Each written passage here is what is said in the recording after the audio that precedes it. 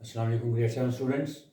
आज हमारा unit number 7 financial arithmetics का फर्स्ट लेक्चर है। इस फाइनेंशियल अरिथमेटिक्स की 4 एक्सरसाइज हैं और चारों बहुत इंपॉर्टेंट हैं। ये रियल लाइफ प्रॉब्लम्स के साथ इसका ताल्लुक है, क्योंकि जब हम नॉर्मल लाइफ में देखते हैं बहुत सारी चीज़ों में परसेंटेजेस, हम बहुत सारी चीज़ें सेल करते हैं, परचेज करते हैं, फिर इसी तरह से डिस्काउंट लेते हैं। ये सारा जो टॉपिक है फाइनेंशियल अरिथमेटिक्स का ताल्लुक रियल लाइफ मैथमेटिकल प्रॉब्लम से है। यानी जब हम कोई चीज़ परचेज करते हैं तो उसकी सेल प्राइस होती है, फिर कॉस्ट प्राइस होती है, फिर प्रॉफिट है, लॉस है, फिर परसेंटेज ऑफ लॉस है, परसेंटेज ऑफ प्रॉफिट है। सिमिलरली जब हम कोई चीज़ परचेज करते हैं, हमें डिस्काउंट मिलता है तो उसके एतबार से डिस्काउंट कैसे कैलकुलेट करना है। फिर सेल्स, जनरल सेल्स टैक्स वगैरह क्या है। फिर फाइनेंशियल अरिथमेटिक में एक और जो इम्पोर्टेंट टॉपिक है उसका ताल्लुक है सिंपल इंटरेस्ट से। यानी जब हम बैंक से कोई लोन लेते हैं या किसी इदारे से कोई लोन लेते हैं तो फिर उसमें इंटरेस्ट क्या होगा, प्रिंसिपल क्या होगा, कितने पैसे लेने हैं, कितने पैसे देने हैं, कितने टाइम में देने। ये सारी चीज़ें जो हैं वो रियल लाइफ में बिजनेस से रिलेटेड हैं, इसलिए बहुत इम्पोर्टेंट टॉपिक है। और इसको बड़े ही आराम से इंशाल्लाह एक एक करके मैं सारे टॉपिक्स को एलेबोरेट करूँगा, ताकि देखने वालों को ना सिर्फ इसका कॉन्सेप्ट क्लियर आ जाए, बल्कि जिस तरह का मर्जी कॉम्प्लेक्स प्रॉब्लम भी होगा उसको इंतहाई आसान तरीके से सॉल्व करने के तरीके बताऊँगा। एक बात। दूसरी बात यह है कि चाहे आप कोई भी बुक पढ़ें, चाहे आप पीटीपी की पढ़ें, चाहे काउंटडाउन पढ़ें या डी सीरीज पढ़ें, इन तमाम बुक्स में जो फाइनेंशियल अरिथमेटिक से रिलेटेड क्वेश्चंस हैं उसके लिए बड़े लंबे लंबे मेथड्स होते हैं। और वो मेथड्स बाज़ बात इतने कन्फ्यूजन वाले होते हैं कि बच्चे जो हैं वो उससे बेजार हो जाते हैं और वो इसके ऊपर इतना फोकस नहीं करते, इसको सोचते हैं कि इसको चॉइस पे छोड़ दें। लेकिन इंशाल्लाह ये वीडियो लेक्चर देखने के बाद मेरा दावा है कि जो भी ये वीडियो देख रहा होगा उसको इंशाअल्लाह अज़ीज़ के फाइनेंशियल अरिथमेटिक से ना सिर्फ अंडरस्टैंडिंग बेहतर होगी, बल्कि वो इनको उलझन नहीं समझेगा, बल्कि लोगों को भी गाइड करेगा कि फाइनेंशियल अरिथमेटिक के क्वेश्चन जो हैं वो किस तरह से हम शॉर्टकट मेथड से फार्मूलाज की मदद से सॉल्व कर सकते हैं। यानी लंबे लंबे मेथड्स में जाने की बजाय आपको शॉर्टकट फार्मूलाज बताऊँगा। जो फार्मूला आपने अप्लाई करना है उसके बाद आपने कैलकुलेटर यूज़ करना है और देखेंगे आपको हर तरह का क्वेश्चन इंशाल्लाह आसानी से समझ आएगा। Let's start. एक्सरसाइज 7 है, पेज नंबर 92। सबसे पहले इस एक्सरसाइज में जो रिलेटेड फार्मूलाज हैं उनका ताल्लुक सेलिंग प्राइस और कॉस्ट प्राइस से ही है। अब आपको पता है कि when we purchase anything from the market, जब हम कोई चीज़ परचेज करते हैं तो उसको हम कहते हैं कॉस्ट प्राइस। और जब वही आर्टिकल हम बेचते हैं यानी the amount at which an article is sold is known as its selling price. कि सेलिंग प्राइस और कॉस्ट प्राइस ये दोनों आपको पता होनी चाहिए कि यानी आपने चीज़ खरीदी कितने की और फिर बेची कितने की। इन दोनों का डिफरेंस जो है वो आपका प्रॉफिट भी हो सकता है और लॉस भी होगा, डिपेंड करेगा। यानी if selling price is more than the cost price तो आपका प्रॉफिट होगा, और अगर कॉस्ट प्राइस आपकी ज़्यादा और सेलिंग प्राइस कम है तो आपका लॉस होगा। सिंपल वर्ड्स में, अगर सपोज आपने एक चीज़ 100 रुपीज़ की परचेज़ की है और उसको 120 का बेच दिया, इसका मतलब आपका प्रॉफिट हो गया 20 रुपीज़ का। कैसे पता लगा? क्योंकि सेल आपने की है 120 पे और परचेज आपने की थी 100 पे। यानी whenever selling price increases या exceeds the cost price, the difference is known as profit. Similarly अगर आपने जो चीज़ 100 रुपये की खरीदी थी वो 100 की बजाय आपने 90 की बेच दी, इसका तो आपका लॉस हुआ है। क्यों? क्योंकि आपकी कॉस्ट प्राइस ज़्यादा थी और सेलिंग प्राइस कम थी। It means when cost price exceeds its selling price the result is loss, तो उसको हम कहेंगे लॉस। यानी अगर सेलिंग प्राइस ज़्यादा हो, कॉस्ट प्राइस कम हो तो प्रॉफिट होगा, whereas cost price minus selling price is equal to loss. फिर उसके बाद परसेंटेजेस निकालनी, वो बहुत आसान है कि अगर आपके पास प्रॉफिट की अमाउंट गिवन है तो profit divided by cost price multiplied by 100% कर देंगे तो ये प्रॉफिट परसेंटेज आ जाएगी। सिमिलरली अगर लॉस परसेंट निकालना है तो उसका भी फार्मूला ये हो जाएगा कि प्रॉफिट की बजाय लॉस आ जाएगा, यानी loss over cost price multiplied by 100%, तो ये हमारा परसेंटेज ऑफ लॉस आ जाएगा। उसके बाद जिसके जो फर्दर कॉम्प्लेक्स प्रॉब्लम्स है जहाँ पे सबसे ज़्यादा इशू आता है, ये तो आसान था कि सेलिंग प्राइस और कॉस्ट प्राइस दी होती है, आपको पता लग जाएगा अगर सेलिंग प्राइस ज़्यादा है तो प्रॉफिट है, अगर कॉस्ट प्राइस ज़्यादा है तो लॉस है। फिर परसेंटेज निकालने का भी आसान तरीका है, प्रॉफिट या लॉस की सूरत में प्रॉफिट या loss divided by cost price multiplied by 100%। जो कॉम्प्लेक्स प्रॉब्लम्स हैं जहाँ पे आपको ये बताया जाता है समटाइम कि परसेंटेज ऑफ प्रॉफिट गिवन है या परसेंटेज ऑफ लॉस गिवन है, फिर सेलिंग प्राइस फाइंड करनी पड़ती है या कभी कॉस्ट प्राइस फाइंड करनी पड़ती है। तो इन कॉम्प्लेक्स प्रॉब्लम को सॉल्व करने के लिए ये 4 इंतहाई आसान फार्मूले हैं। अगर आप ये समझ जाएंगे तो हर तरह का क्वेश्चन आप इजीली कर सकेंगे। अब पहला फार्मूला है selling price is equal to, यानी अगर आपको प्रॉफिट की परसेंटेज बताई हो और कॉस्ट प्राइस बताई हो और सेलिंग प्राइस फाइंड करनी हो तो डायरेक्ट आपने इस फार्मूले में वैल्यूज पुट करनी है और कैलकुलेटर यूज करना है। तो फार्मूला क्या होगा, selling price is equal to cost price multiplied by 100 plus percentage of profit जो गिवन होगी डिवाइडेड बाय 100। इसको हम कहते हैं फैक्टर। यानी जब भी आपने कॉस्ट प्राइस गिवन हो, सेलिंग प्राइस निकालनी है, तो उस कॉस्ट प्राइस को इस फैक्टर से मल्टीप्लाई कर दें।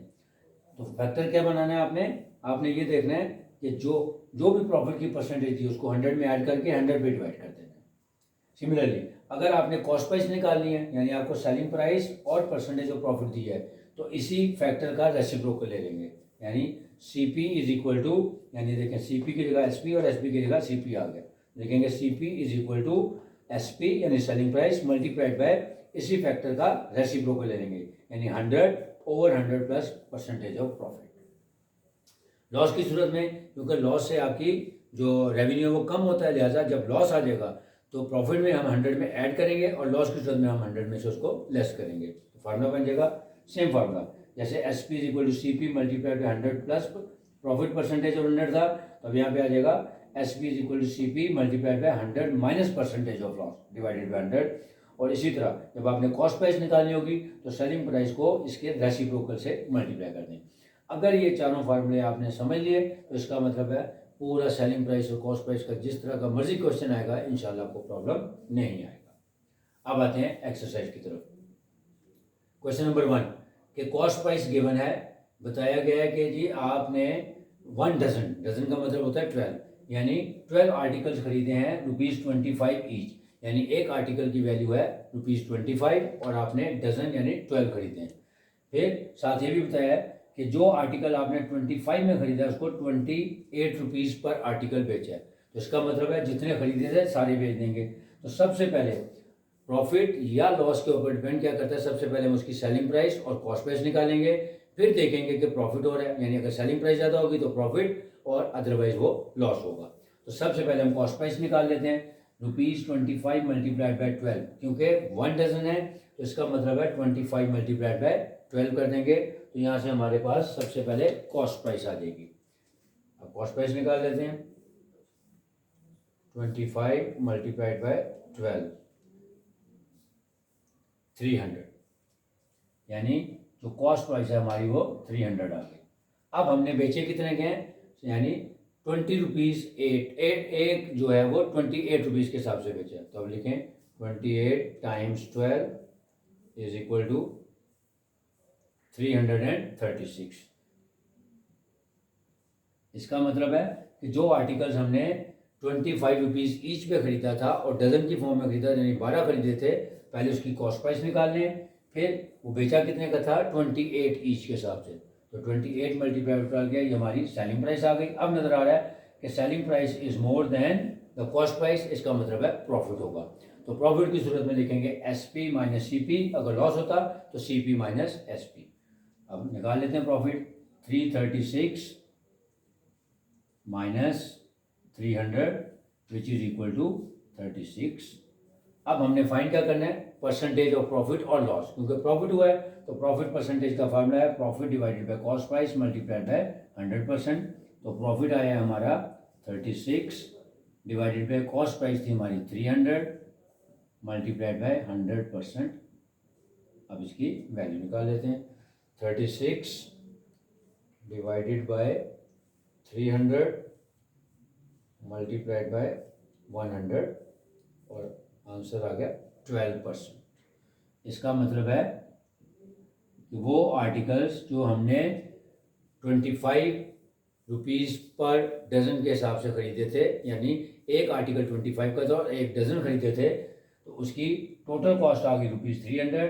जब हमने ईच आर्टिकल को 25 के बजाय 28 रुपीज़ के हिसाब से बेचा तो उसकी सेलिंग प्राइस आ गई 336, क्योंकि सेलिंग प्राइस ज़्यादा है कॉस्ट प्राइस कम है तो प्रॉफिट होगा। प्रॉफिट का फार्मूला लिखेंगे SP माइनस CP, और डिफरेंस लिया वो आ गया 36। अब क्योंकि प्रॉफिट हुआ है, क्योंकि क्वेश्चन में लिखा हुआ है फाइंड परसेंटेज ऑफ प्रॉफिट और लॉस, यानी अगर ना भी लिखा होता तो अभी हमें पता लग रहा था, क्योंकि सेलिंग प्राइस ज़्यादा है और कॉस्ट प्राइस कम है तो प्रॉफिट होगा, तो प्रॉफिट की परसेंटेज निकाल लेंगे। अब आते हैं क्वेश्चन नंबर 2।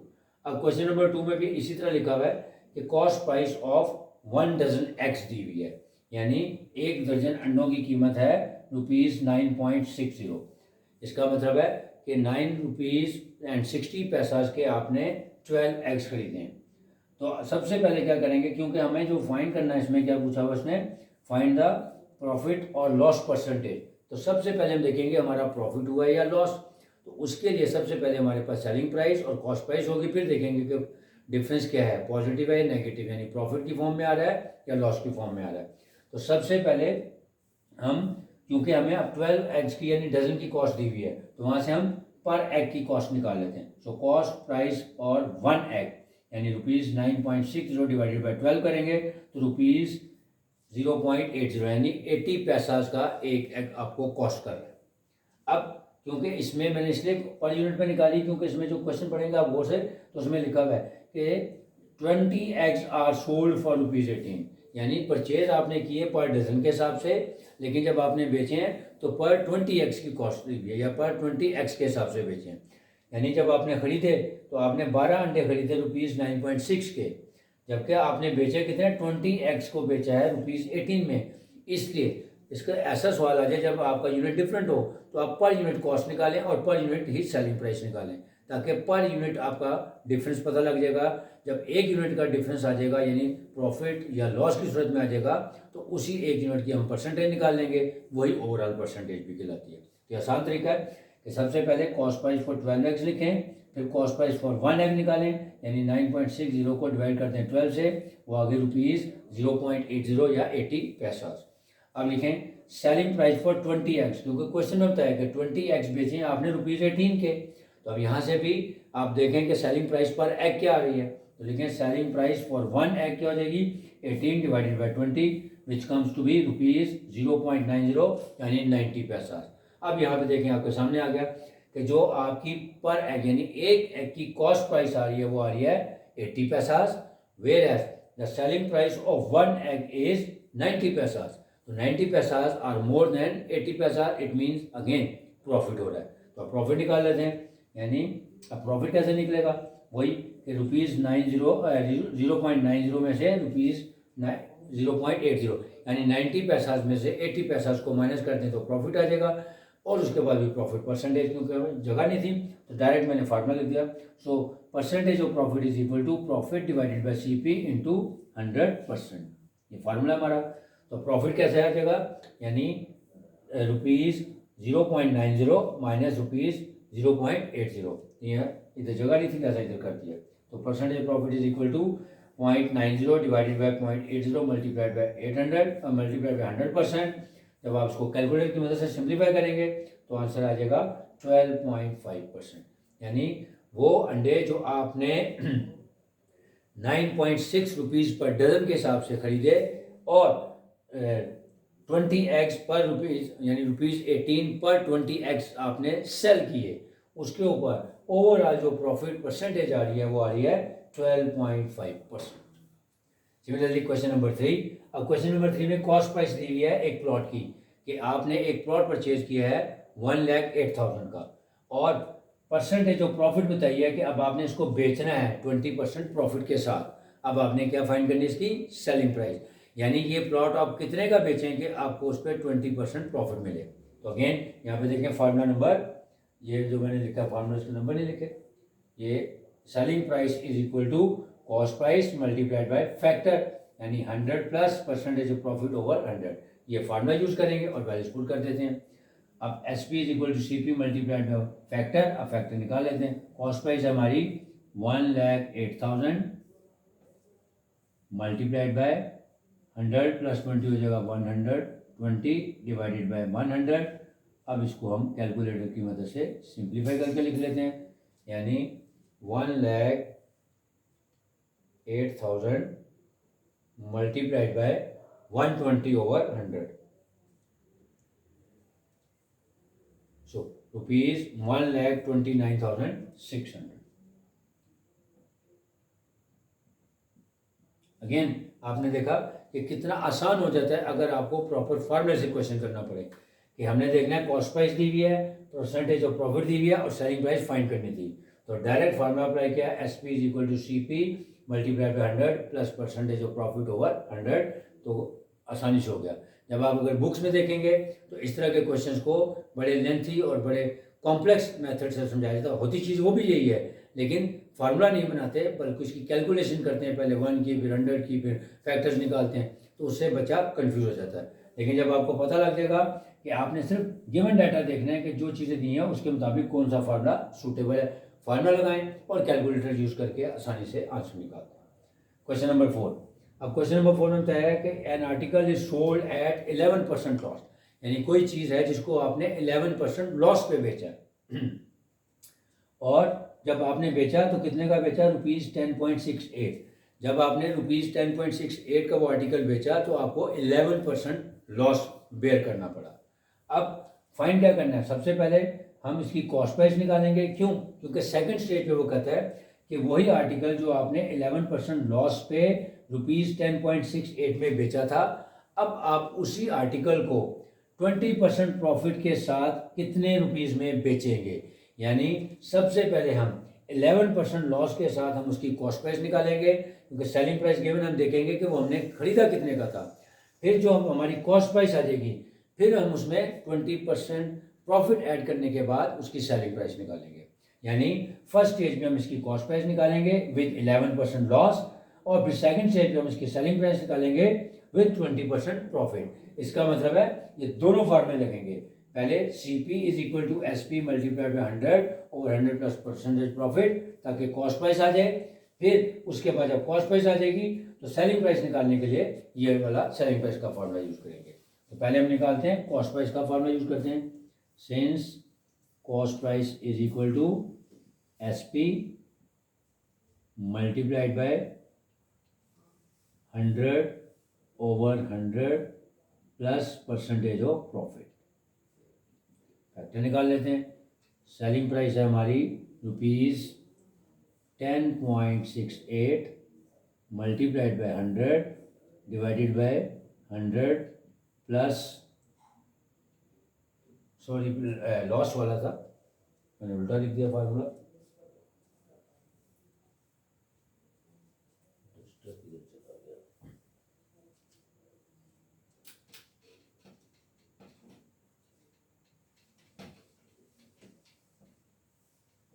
क्योंकि यहाँ पे परसेंटेज ऑफ लॉस दी हुई है, तो जब लॉस दी हुई है तो हमने लॉस वाला फार्मूला यूज करना है, यानी ये वाला यूज करना है। C P is equal to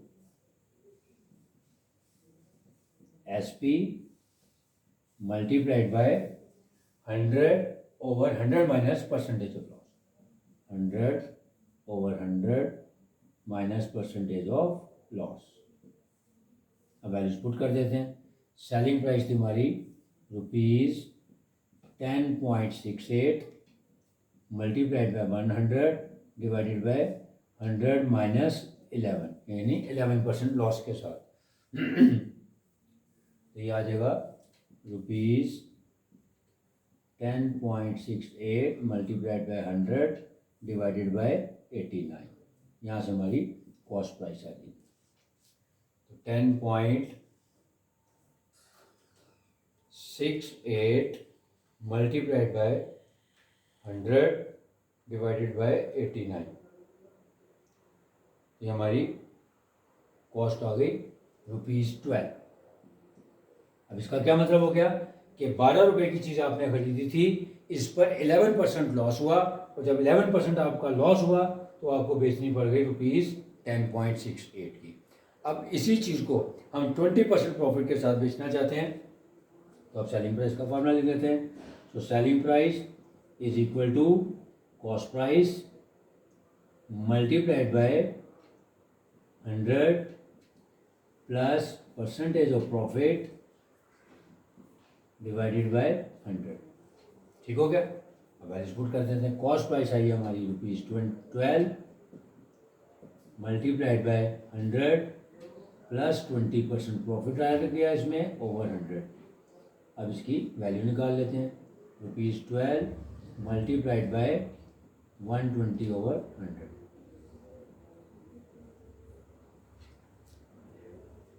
12 multiplied by 120, sorry 12 multiplied by 120/100।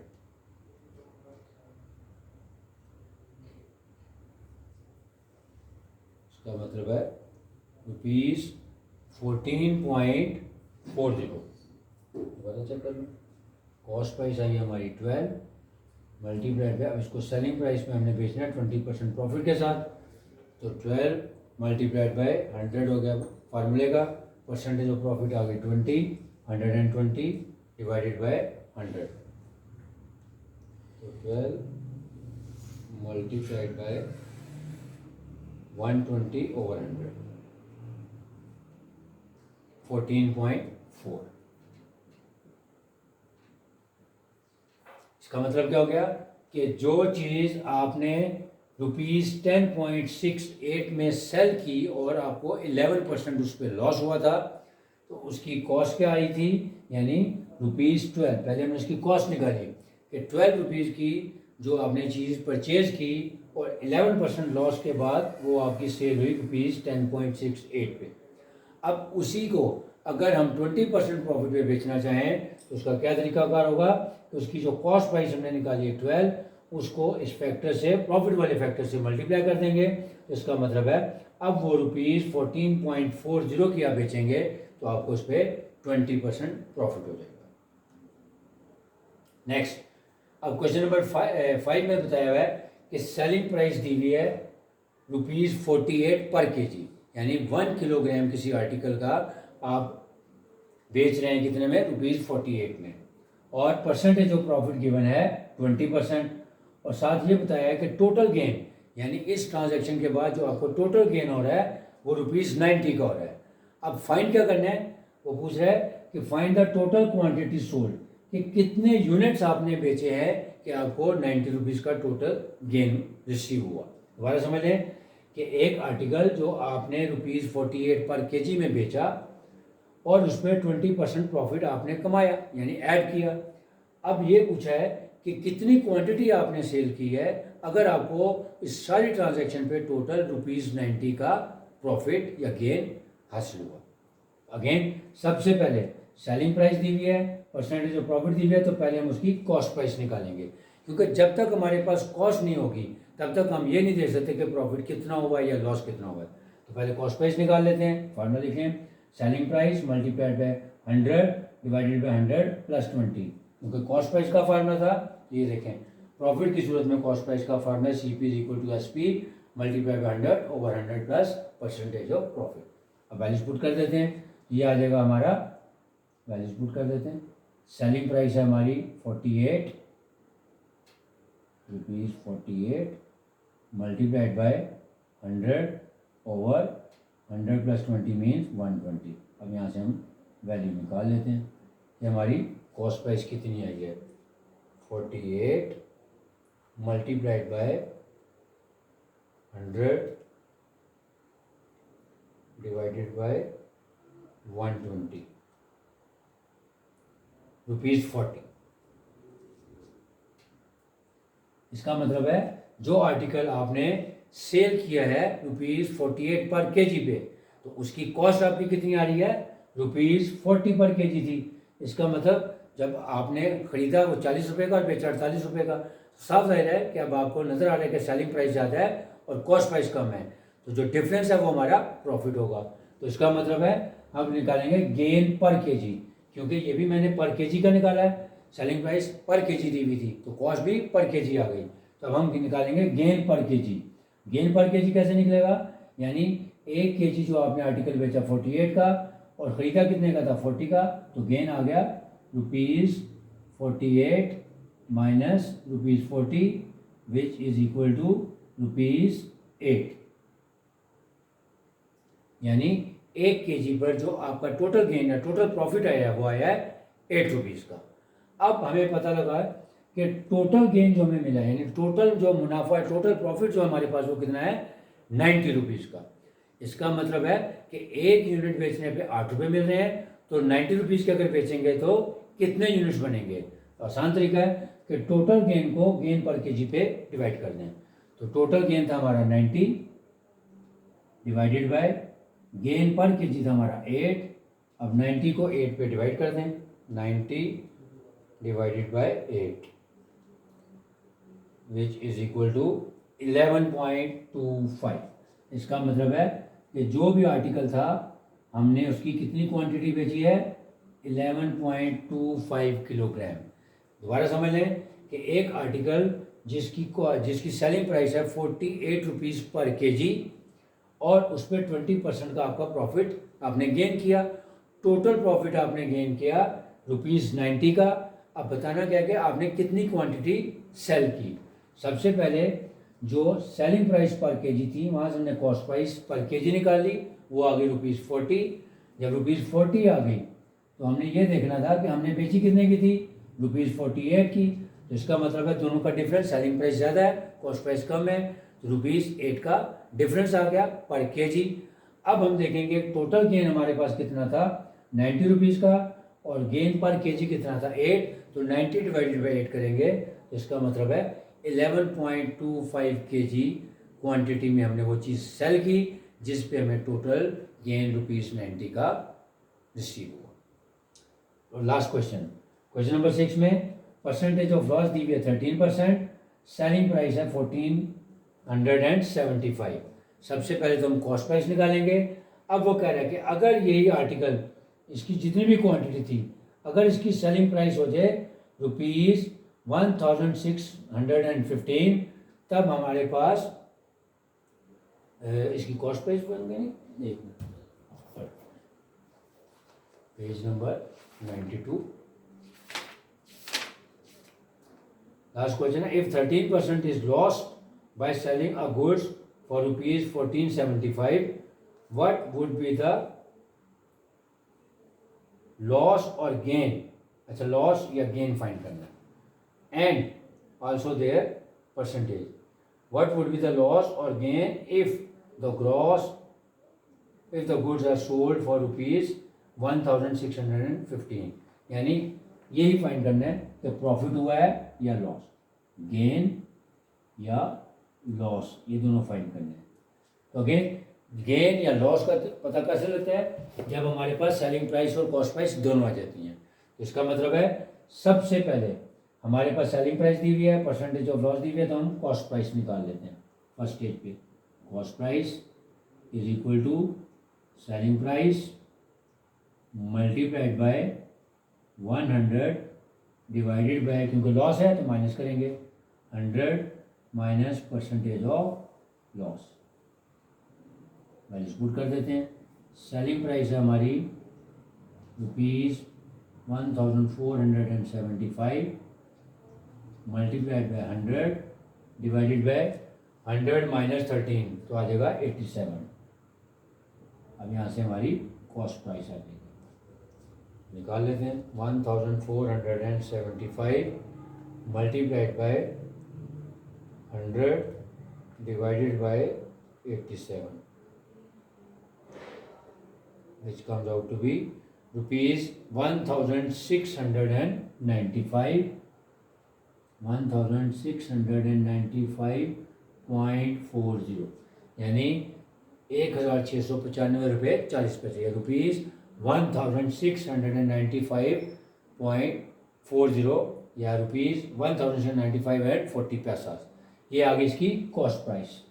अब हम देखते हैं कि अगर ये सेल की जाए कितने की, ₹1615, तो सेलिंग प्राइस ये है, कॉस्ट प्राइस ये नज़र आ रहा है कि 1695 की आपने कॉस्ट की है और आप बेच कितने की रहे हैं, 1615 की। तो ऑब्वियसली कॉस्ट प्राइस ज़्यादा है और सेलिंग प्राइस कम है, तो लॉस आ जाएगा। तो पहले लॉस निकाल लें। So loss is equal to CP minus SP। अब CP है हमारा 1695.40 माइनस 1615, डिफरेंस ले लेते हैं, माइनस 1615 आ गया ₹80.40। ये आ गया लॉस, यानी टोटल आपका जो लॉस हो रहा है इस ट्रांजैक्शन पे 80 रुपीज़ एंड 40 पैसा स्कोर है। अब हम परसेंटेज निकाल लेते हैं। तो गेन नहीं हुआ हमारा, यहाँ पे लॉस हो रहा है कितना, ₹80.40।